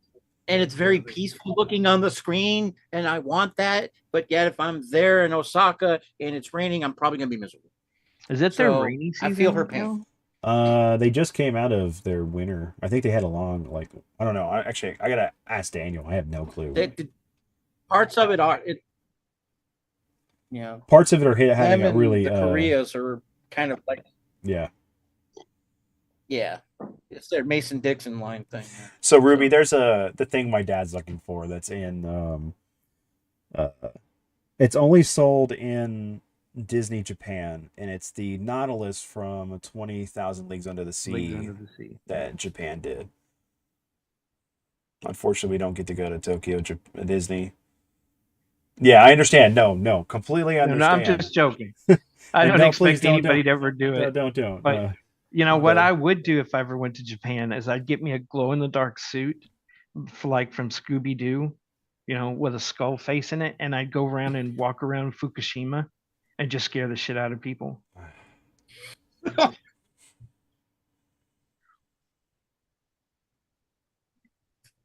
my dad, folks. Woo! You don't want to hang around certain It parts. was so bad they Yeah. They take me to that forbidden forest and leave me. That's where they Yeah. do. And then all the ghosts are gonna come get you, Dad. No, they won't. I'll tell so many bad jokes. They'll wish they were gone to They're gonna heaven. kick you not out. if he's in the glow in the dark suit. They're gonna throw me out. Yeah. Not if he's wearing that glow in the dark suit there. No. I he's wish one I of could us. pay for a ticket to My Disney goodness. in Japan. Man, I don't make that kind of money. Maybe if the YouTube channel works out, but we'll see. But no, yeah, like Dice said, we're glad that you're We having a need good more time. views. But so let's get into. So we were talking about comedy. Let's get into back to the conversation that we had originally a couple episodes ago because you weren't here, Dad, about British comedy, American comedy, and Canadian comedy. Sketch comedy. TV shows, things we used to watch. Uh, Monty Python and Benny Hill. Benny Hill. That was the one we didn't talk about. Yeah, the goodies. Yep. Things that you could never watch on television again. That's the sad part. Yes. It amazed me the first time when I moved to Houston, I discovered Channel 8. And I was watching Channel 8, and it was on a Saturday evening, and I see this woman run across the screen with a pair of boobs. And I was like, whoa, is this cable? And then it comes up National Public Broadcast, and I was like, whoa, I love this city. And it was a Benny Hill, and they aired it entirety, and it was the one where they're out hanging the cloth, and the mom's out there beating it with the stick, and Benny Hill comes out, and he's like scratching himself, and he yanks something to wipe his face, and it happens to be what she's wearing, and she's topless. He's like, oh, and then they do the whole song and chase it, and then the woman's chasing him, hitting him in the head with the carpet beater. Man, I was mesmerized in front of my television. I'm surprised your dad didn't go, what is this? My dad was in the other room. I was in the back room. I need to investigate this television show. No. But no, and then I knew what Doctor go find Who something else to was do. from Yeah, when I go was outside, younger. boys. Y'all going out. I have to watch this show, make sure it's good enough. I mean, there's nothing in here y'all shouldn't be watching. Dad? I could see my grandfather doing that, Dad. I'm serious. Oh, I know. Yeah. A pawpaw. Oh. So, but continue, Dad, about Benny Hill, that stuff, and moving into. I discovered a whole new comedy of experience from watching them, and then I discovered George Carlin, man, and I bought every George Carlin album I could ever find, and I recited him, and my dad, when I was younger, he would listen to Red Fox and all the other old comedians who did the comedy records, and man, they were foul mouthed. So man, I learned all kinds of new vocabulary words from that. And then SCTV, which came on, and we got introduced to the Canadian comedians, John Candy, Rick Moranis, Martin Short, John Levy, man, just all of them, and the McKinsey brothers. God, those were great. And then and there was this whole period of time when comedy ruled everything. You had Saturday Night Live, which was the Mad TV and all the knockoffs that weren't quite Saturday Night Live. You had just all the live comedy shows that you could go rent at Blockbuster, you know, where you could watch Richard Pryor, you could watch whoever, you know, Eddie. We were just talking about Eddie Murphy, man, Raw, Yeah. you know, and the comedy had a bite to it, and that was American comedy. Okay, the British comedy was more insulting. You know, it was that jab at you kind of comedy. You know what I mean? Nudge, nudge. Know what I mean, Dan? Yeah. And then the Canadian was more goofiness, you know, and so you got this good mix of everything, and you picked and chose who you wanted to emulate and who you thought was funny. And I adopted a lot of that into my persona as a high school kid, you know, found that I could, you know, somebody wanted to beat me up, make them laugh, you know. So Randy said that that was most of our first exposure to British television. The Goodies, Python, Doctor Who, Python, yep. Blake Seven, Yep. Hitchhiker, Red Dwarf, the Hitchhikers. Red Dwarf. Well, Hitchhikers. Red Dwarf was my end because it was more than that was in the 90s. But yes, Faulty Towers. It was scattered Faulty out, Towers. Yeah. And then like all of Are You them, Being they all went Served? off Are You and Being did their own Served? shows, you know. John Cleese had a lot of different shows. And then, of course, later on, Palin had a lot of his. Yeah. What was the one where Palin traveled everywhere on a bike and he was like doing it was a tour show, but he held all these bad things always happened to him wherever he was going. It was directed by I can't remember the name of it. But that was a great show. Terry Gilliam, wasn't it? No, it wasn't Gilliam. It was the other one who just died. Not well, it's been a while now. And then Terry Jones, Redbeard. What was it? Bluebeard? No, was it Redbeard? The pirate movie, which Yellowbeard. Yellowbeard. And Yeah. then, yeah, that was the most Mel Brooks movie that Mel Brooks had nothing to do with. Oh, and then remember Eric the Viking? Gosh, oh yeah, that was great. Loved that movie. Yeah. Young Eric Roberts, not Roberts. Tim Robbins. Tim Robbins. Yeah. I'm trying to think of the who. Yeah. Okay, help me name off all the Monty Python. There was Eric Idle. Michael Palin. There was John Cleese. There was Terry Jones. Terry Jones is what I'm talking about. Terry Jones is the one who directed that show. Okay, that was Palin did. Okay, and then there was Terry Jones, and then Graham Chapman, and then of course the American in the group, and I can't think of his name right now. Besides Terry Gilliam. Terry Gilliam, that's the American. He's the only American in the group. Yes. And then there was and then they had a couple of featured players.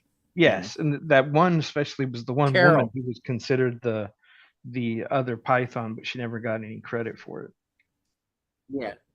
And then Dudley Moore and what's his name? Oh, we went down this road about trying to remember his name. Dudley Moore, Peter Sellers, Peter Cook. Remember the frog? There was the frog skit, and then of course when they did Sherlock Holmes and the Hound of Baskerville, and it was a little poodle that peed on everybody. Yeah. That was good. Now here's one that a lot of people don't remember. Is when Hugh Laurie and Stephen Fry had their shows. Oh no, I remember, but a lot of people don't. Yeah, Hugh Laurie and yeah, a lot of people don't remember Hugh Laurie because they keep thinking of him as House, and the fact that he's an accomplished musician. They don't think back to the late '60s, early '70s when the two of them were at it. And that they were big brilliant. Guy and tall, thin guy comedy kind of, that Laurel and Hardy kind of thing. Laurel and Hardy, the Laurel and Hardy. Stephen Fry, man, and that's his voice alone, man, elevates anything he's in. Unless you use him like I did in that one That one sketch, that thing that I did, the audio sketch. Which brings us back around to what happens when you can Lifestyles use of the, somebody else's voice in something. Yes. yeah. For reference, I have a comedy thing that's entirely inspired by all this stuff we've talked about called The Victims of Conspiracy. And I sometimes parody things. And in this particular instance, I parodied Lifestyles of the Rich and Famous. Now, I couldn't find Robin Leach. So I'm like, okay, who can I come up with that gives that same air of, knowledge and respectability, only to have them do something really goofy as a result. And I came up with Stephen Fry and went to UberDuck, typed out all his dialogue. And in the end, I made him just basically a common break and enter guy taking photos of people's houses while they were out. Totally forgot about that. He told me it would that. be great if he's like breaking in to steal stuff, but he's critiquing them the entire time. Like, where did they get this? That would be funny. Just a garage sale. Yeah, I could always do more. They break into some like big game collector's house and stuff, and he's all like critiquing how they have things displayed, and he's like, "What? He has this on cartridge instead of whatever." Look at her. He's like going up to the shop. Yeah. Keep. What the? Who plays this game? Why would you collect this? Do they still blow in these? And he goes over and he like writes a sticky, an abusive sticky note to him, sticks it on and puts it back on the shelf so they can find it later on. Why did this belongs in a trash heap? Did not give you enough attention. They buried this game for a reason on the ET cartridge. Yeah. He draws like an Indiana Jones, and it's like, this belongs in a trash heap. This belongs lost in an ark. Lost in an ark. Buried in the Saharan desert. And then, of course, he finds the robot love doll. And as he walks out, he's got like a Santa Claus bag of all your merchandise and the love doll on the other shoulder. And he just walks off waddling out the front door. Just a leg sticking out of the sack. And then he climbs on, what was the Cat in the Hat's car? The 3-something cadenza or whatever. Can't remember it right now. Just bicycles off into the sunset. But God, I cannot tell you how many times we didn't watch a sketch of comedy growing up. No, not at all. I will say, Don Cleese and Faulty Towers. I will say one of the funniest things. Yeah, Vince, I still to this day, one of the funniest things you ever said to me is one Sunday after doing a whole gaming thing. We were really tired but couldn't sleep, so we put on TV, and it was some televangelist was on, and he just looks over me, he goes, it'd be great. I said, what? He says, having the power of teleportation. I said, okay, why? He says, so I could dress up as God and poof right in behind the guy and go, oh, you liar. Yeah, liar. Or as somebody else George Carlin once said, that if life had a 2-minute warning and you could time it just perfectly, you go and find somebody who is just a horrible person, and you go on stage, run up next to him and go, you are a liar, a deceitful, you're an abuser, you've eaten children, you've lain with pigs, blah, blah, blah. And if I'm lying, may God strike me dead. And then fall over dead.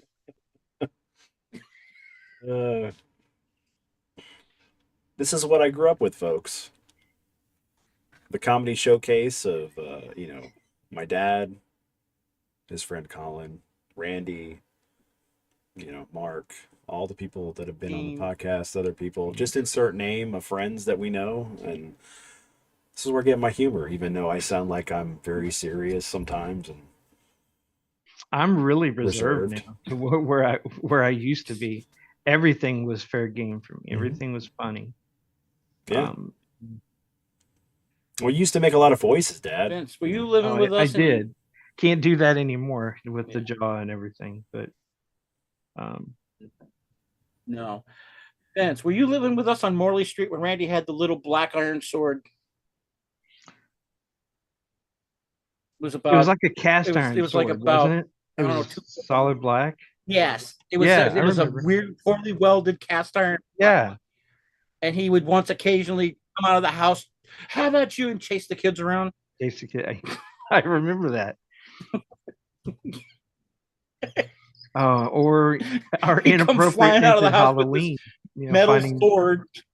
the worst costume in the world to wear and go out in public. Or your what was it? The Well, I never. that Well, you should get out metal more. shield that you used to have, Dad, that you used to repaint all the time, that had the hole in Yeah, it because and Randy that was shot where it with somebody a shot me with a freaking crossbow. yeah. I made a crossbow in high school, right? So I had the shield, and I was like, "Hey, let's see if it'll block it." I said, "Go ahead and shoot it," and the guy goes, "Think," and he goes, "Shtick," and it stuck me in the arm right there. It went right through the shield, and I was like, "Ow!" It was like, and it started bleeding, and the shop teacher's like, "Oh hell no!" Just leaves the Not room my like classroom. I don't want to know what that was. And then I was told to take all my stuff home. I couldn't have it up there at the school. I Well, had it's to like, finish it. Monster Squad, except for you didn't have the montage of you building all the things to take on monsters. You were just doing it in class because you wanted to goof off. Yeah, because I didn't want to build another bookshelf. I didn't want to build another birdhouse. I wanted to do cool stuff. You were preparing for that war that never came. That never came. Yeah. That was back when I used to think, wow, a zombie. Cool. That's like when we're foolish and think a zombie apocalypse. Man, that would be cool. No, the adults of me now goes, where am I? Shut up. You're dumb. I think embarrassing. I think at one point we all think that zombie apocalypse would be great until you become a parent or you're responsible for things or you have someone that you care about, because then you got to worry about, oh, well, there goes my grandparents. There goes my brother, my sister. Now, speak for yourself. I ain't going nowhere. Yeah. I'll be the old man who's turned his house into a fortress. Soon, people. Yeah. We will have a For those of you who think that a zombie apocalypse would be great, if you think that concept is great, go watch Shaun of the Dead and then come back and talk to me about it. Yeah, that'd be great. Because then your best friend's a zombie. Best realization. Sadly, with our humor, that's what it would be. That would be us doing that in a zombie apocalypse. Except for we wouldn't have gone to a pub. We would have went to the military store place that's has weapons and things that is not too far from where we're at, and procured some things. I think what would have been, it would have been more like if Clockwork Orange met a zombie apocalypse. Just driving around with one of us hanging out the window with a cricket bat. Home run. Hold on. The only way this works is if we try to rehabilitate a zombie and we ask him, is the food okay? Food okay? I wonder how many people got that joke. Guess you had to. You know what my response would be to that, Vince? Yeah. My response to that would be, football, you bet. Baseball been better good to me. Thank you very much. Thank you very much. It's nothing as bad as you guys with the whole. God, I'm having all these flashbacks right now, and I'm not even on any kind of good drug. You're on the most expensive one called insulin, unfortunately. Yeah, don't remind me. Sorry, Dad. I'm just. Well, at least the price. That's another great comedian. Which one? Yeah. Another great comedian who needs to be mentioned in all of this. Andy Kaufman. Andy Kaufman. Yeah. A brilliant genius who was before his time. Yeah, and it just he was. I mean, that guy was avant-garde, no matter what. I mean, he practically invented the whole concept of the WWE in general before it actually became a real thing. Well, yeah. I mean, as far as like the scripting and the whole. Did you see Mazin's? I saw it. I'm sorry, Kyle. I shouldn't have looked down at my phone. Whose comment? Mazin. Do not bite me, or I shall taunt you a second time. Zombie apocalypse now? Bad idea. Those zombies will not stand a chance against those keyboard warriors in cancel culture. Yeah, they have You a cutting wit. You bit me? Zombie Sharp apocalypse tongue. now. Actually, that's the thing is that the zombies would eat those people because they don't know how to defend themselves. No, because zombies eat brains and they'd starve to death. Well, they wouldn't have any brains to eat, right? Yeah. That's exactly what I said. That's why they'd be starving. Starving. And you know what? I can't believe I made that reference because you Now, know how much I hate zombies that eat brains. That was not what they did. I can't stand that. No, I know. I made a joke out of it myself. No, because a zombie is going to eat whatever is in front of it, not just humans. But what's up, Colin? Now, Mazen also, his comment also gives me something else. Zombie apocalypse now. Zombie take apocalypse now, but with zombies. Exactly. Read it. You look at it, a zombie apocalypse now or zombie apocalypse now. Apocalypse now, yep. Two different ways of reading it, two different ways of interpreting it. Well, zombie apocalypse now redux. I love the smell of napalm zombies in the morning. I love the smell of burnt flesh in the morning from the and then so rotting instead decay. Of the helicopters all flying in, they're all tipped up like this, so the rotors the rotors are just 2 inches off the ground, and they're just clearing streets. Flight of the Valkyries coming in. Well, no. If you're gonna do it's got to be the music that plays whenever the biker gang breaks into the mall. No, in Dawn of the Dead. That comical. I can't remember. I'd love that movie, but that is the worst part of it. When the bikers show up and they're just slinging pies and it's just all slapstick humor, and then everything just falls to shit. I don't know. But Mazen also says, I will block you from Twitter if you bite me.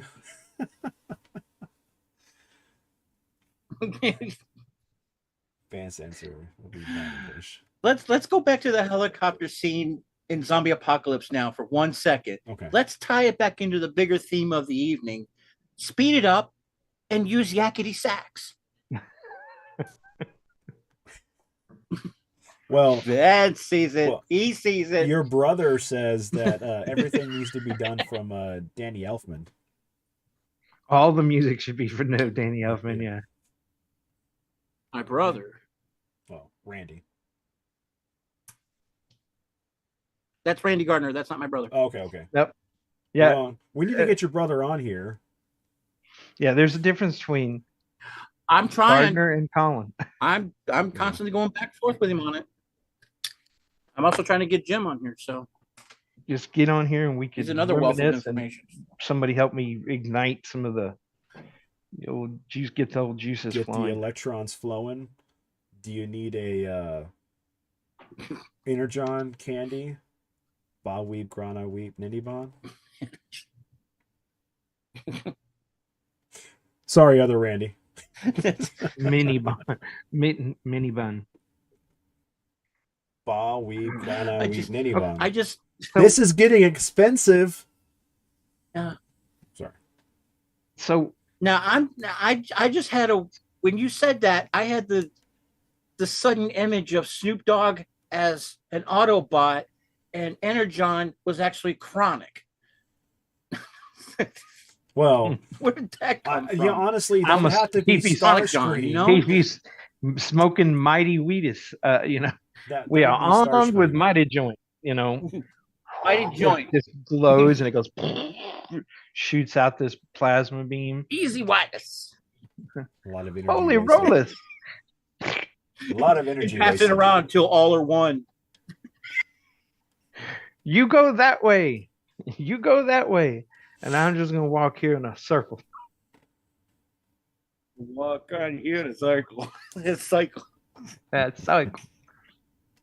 Man, I could see him playing jazz in a new version of jazz. Snoop. Don't you understand the words coming out of my mouth? Nobody understands the words coming out of my mouth. As long as we give him, the not dying, and have Ironhide dying, because that would have been Ironhide doing that. Yeah. I want a know. piece of you, Megatron. Yeah. Not Jazz dying. Come on, the second in command for the Autobots? Nah. See here, I'm thinking of the cartoon, and he goes right towards the juggler on that because that is a scene that he hates and I Michael hate. Bay pisses me off when he touches Transformers and Turtles, and now Seth Rogen pisses me off for touching Turtles too. So you know what we could do? If it were the apocalypse, we could just load up truckloads of zombies and take them to people we don't like's house, like Michael Bay. Just back There up you go. 14, 18 wheelers and just say that way, funnel them into his private Ding estate. dong, catering. Uber. No, what is the food? What is the I guess Grubhub or whatever? It wouldn't have Grubhub. No, I don't know. Would it be Uber? Uber eats you. Where Uber?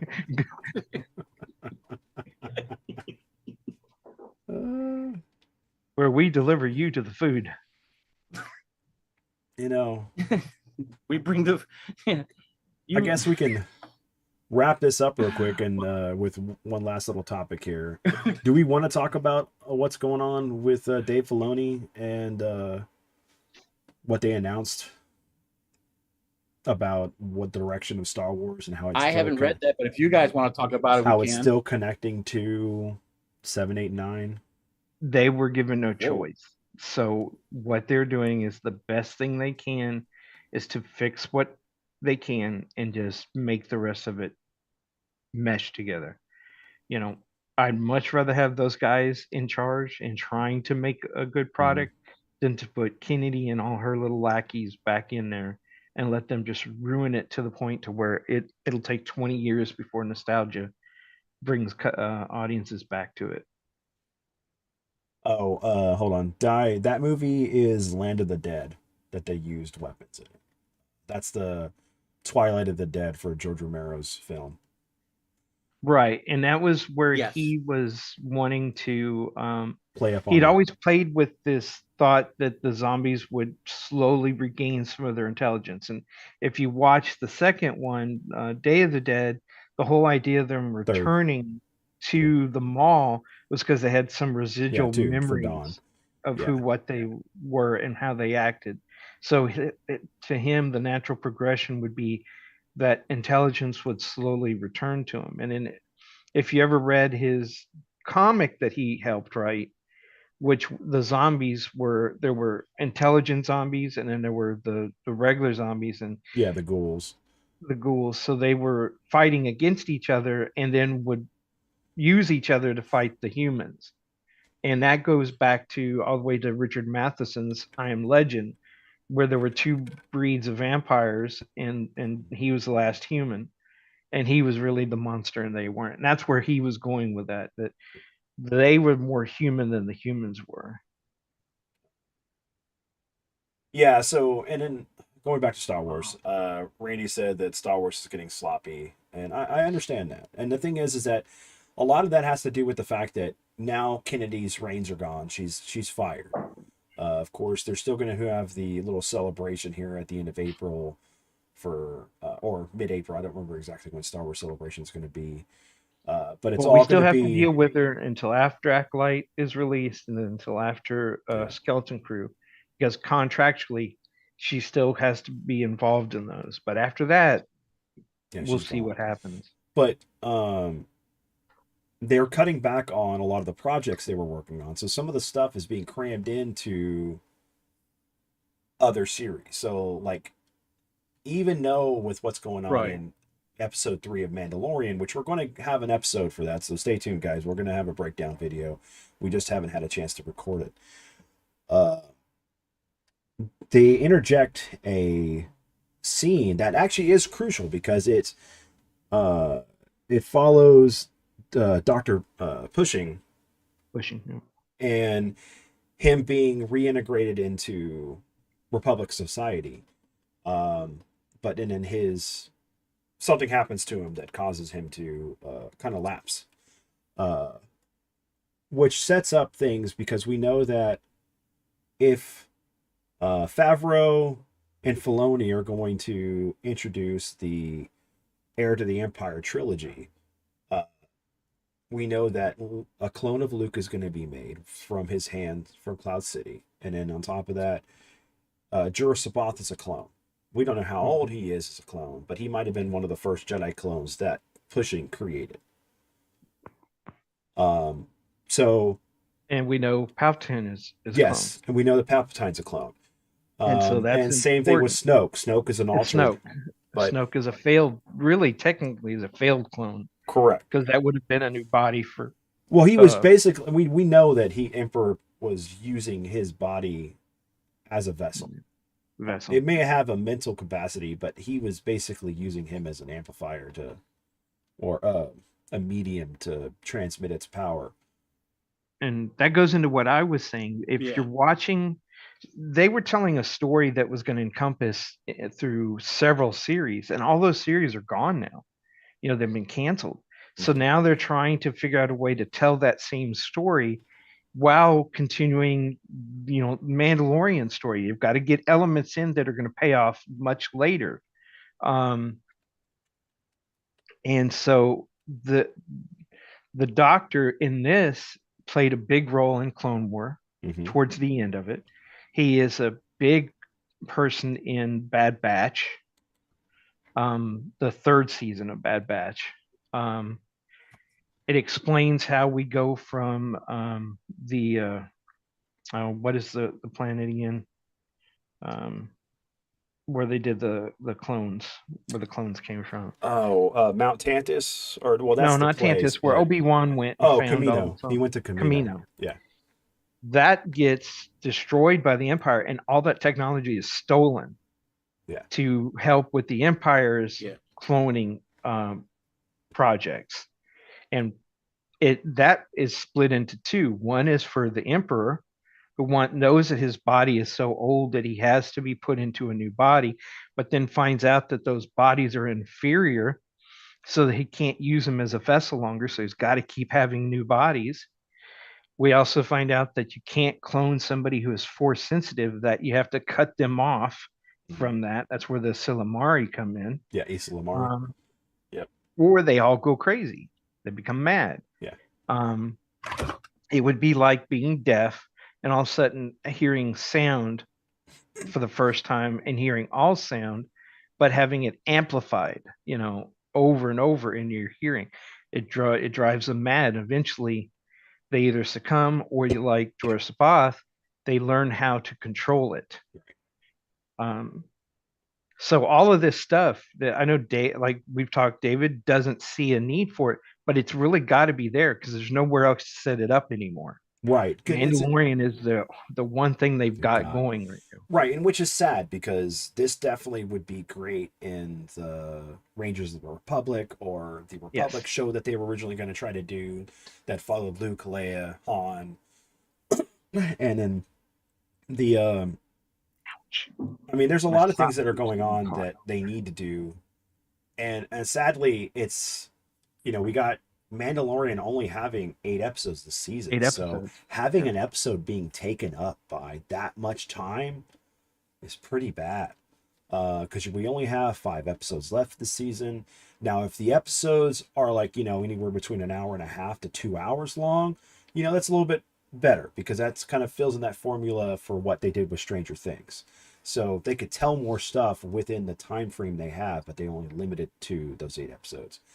That's right. And the problem is that, if you watch Bad Batch, which is about 35 minutes cartoon in length, they always get the one story that they're told while using, maybe 5 minutes of the overall episode to set up the legend stuff, the stuff that's got to carry over through multiple episodes. Yeah. And there's so much being told in like Mandalorian that they have to put it all in one episode just so that they have enough room in the other episodes for their story. So if the series should be 20 episodes, I'm sorry, 20, maybe at least at minimum 16, because that's what we were getting with Walking Dead after they finally hit their stride. And a good If you're not giving us a good hour long and you're only giving us 45 minutes, you need more episodes. If you want to give us an hour, you want to give us an hour and a half episodes, yeah, you could do it in 8. Well, and that's one of the things I think some people are feel disjointed or disliked about episode 3 is the fact that it's needed to be there. It wasn't like it wasn't good content, but the thing is that it messed with the flow of how Mandalorian goes, of the story. And sadly, we had 2 of those episodes taken up from Mandalorian to say Book of Boba Fett. And then that was supposed to be like 12 or 13 episodes, and we only got, what, 10 or 9? I don't remember exactly how many we got. And that's kind of sad. I know that we thought it was going to have at least 2 more episodes than what it did have. It needed 2 more episodes. Things weren't really kind of resolved with that show. I mean, yeah, okay. They stopped the Syndicate. They stopped, what's his name? I can't remember. The bounty hunter. Cade. Yeah. And they didn't give enough time for resolution. It didn't. No, remember, he gets Grogu back at the end of Book of Boba Fett, right? Yeah. That wasn't supposed to happen until later on. He wasn't supposed to get him back in the Book of Boba Fett. That was supposed to lead into showing the longer time frame. But because they had to get him to Mando so that they could tell the stories that were coming up in Mando 3, where you see that Tatooine has grown up into this big spaceport. It's not this little rag, city where smugglers hang out. That takes time. So they're having to find a way to give you visual cues of what should have been told in a story to help you hope that you follow along and can get what's going on in the background. Correct. And Di just said that the shows, or just shows in general right now, they need to realize that they don't need to be that commercial television time. They're in the streaming era. So they have more time to be able to do this, because you're not fighting for dominion over how much time you have, for that time slot. This is at the convenience of anybody who will watch it. So why is it down to this small? And they're not selling commercial time, so you're not eating into episode time, because it's being paid for by your viewers, the ones who are paying for this service. Correct. So it's definitely something we need to get more into, and I know that we'll probably do another episode on that at some point in time. And if that's something you guys want to see, let us know. We definitely love talking about Star Wars, or giving our thoughts on it. Technically any content we want to talk about. It doesn't have to be just Star Wars. It can be any movie, series, book, video game, toys, whatever.